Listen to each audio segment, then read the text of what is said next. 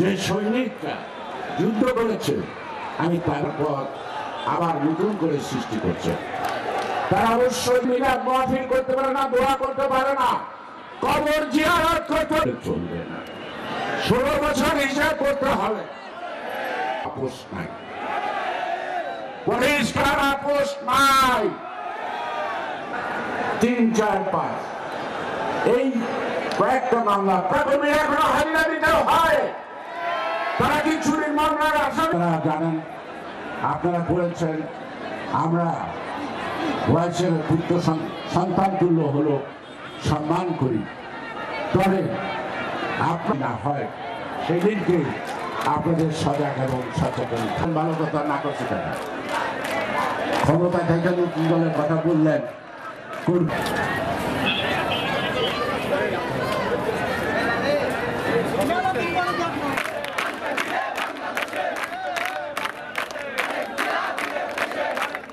মৃত্যু থাকতো, শেখের বংশধর সারাজীবন ক্ষমতায় থাকতো, থাকলে নাই দিব, ভোট কেন্দ্রে গিয়ে দিব। এর জন্য তাদেরকে আমরা ছোট করে দেখি না। তারা কর্মীদের সম্বন্ধে যে সকল মন্তব্য করেন, মন্তব্য